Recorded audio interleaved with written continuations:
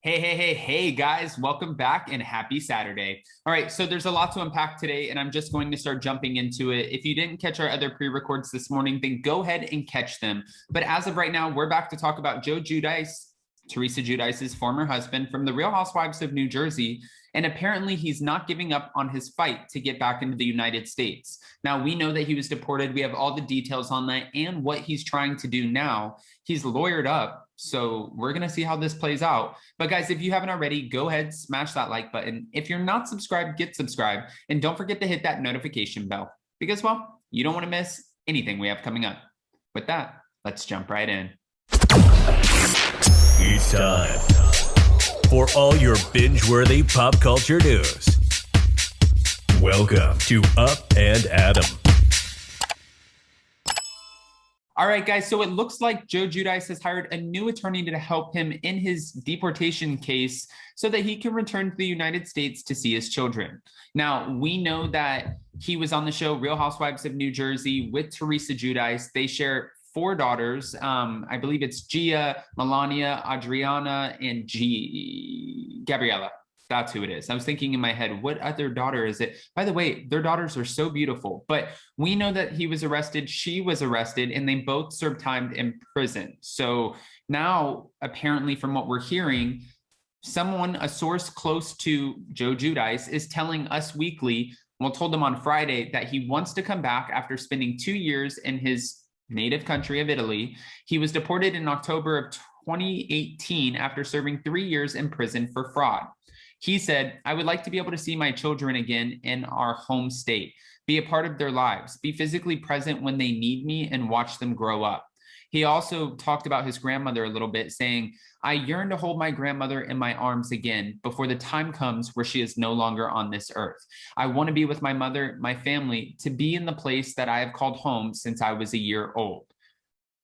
That is sad. And it does kind of make you think a little bit because everyone was wondering when Joe Giudice was deported. They were like, wait a minute, he's only been in Italy for 1 year of his life. He was 1 year old when he moved to the United States. How can you deport this man?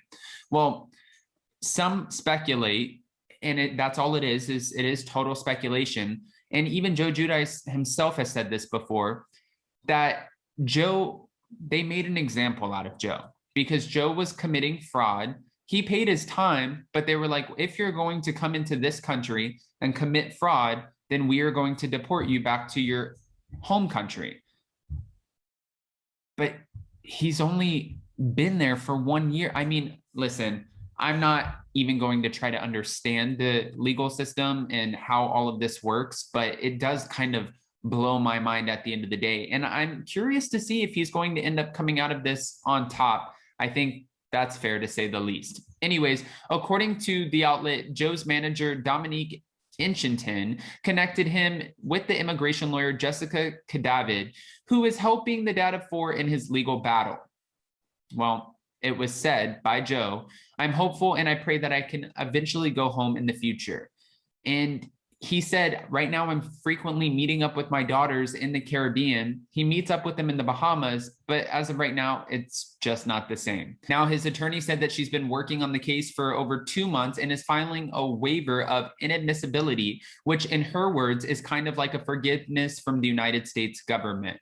Now, his lawyer also noted that former President Trump's administration was not keen on approving such waivers, but is more optimistic now that President Biden is in office. The lawyer said, we are hopeful that this time around we can look at this file with time that has passed from his deportation and the fact that he has, well, a family here in New Jersey.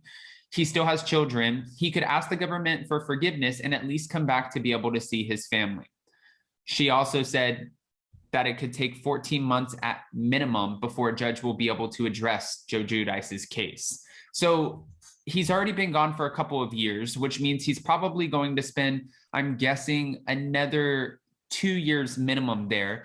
But maybe, and she could be right, we know that with, President Trump in the office, he wasn't very keen on doing things like this. However, with President Biden, maybe Joe Giudice might stand a chance. I'm not sure how this is going to play out. I thought it was interesting on the Real Housewives of Ultimate Girls Trip.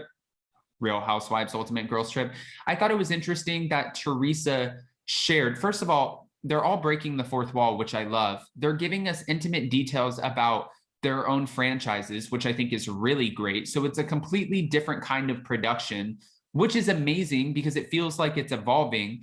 But Teresa's opening up for the first time to Cynthia about going to Italy and seeing Joe for the first time since they were both serving time in prison.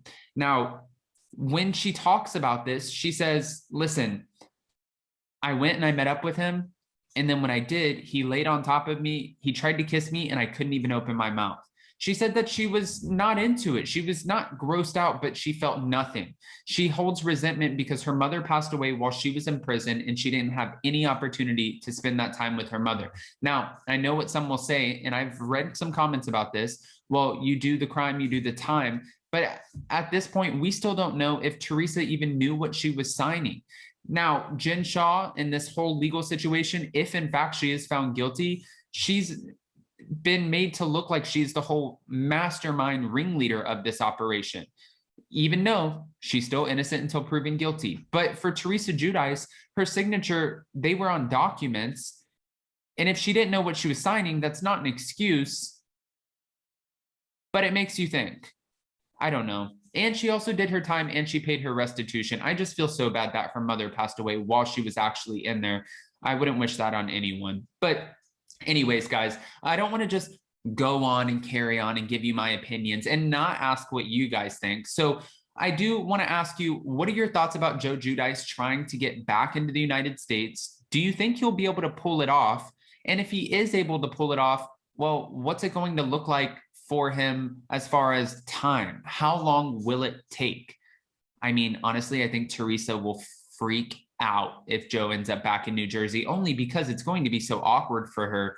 Even though she has moved on with Louis Ruelas, I feel like it might be strange. I feel like it'll be a bittersweet sort of situation. Like, well, okay, well, he's back now. I have to see him, but also at least my daughters have their dad around. And are you guys excited for season 12 of The Real Housewives of New Jersey? Because Teresa said she's going to be topping her iconic table flip. We'll have to wait and see. All right. Well, with that, guys, don't forget to smash that like button. If you're not subscribed, get subscribed. And don't forget to hit that notification bell because, well, you don't want to miss anything we have coming up. Also, don't forget to take some time for yourself this weekend. Drink some mimosas, make some memories, and don't work too hard. We'll see you so very soon. Bye, guys.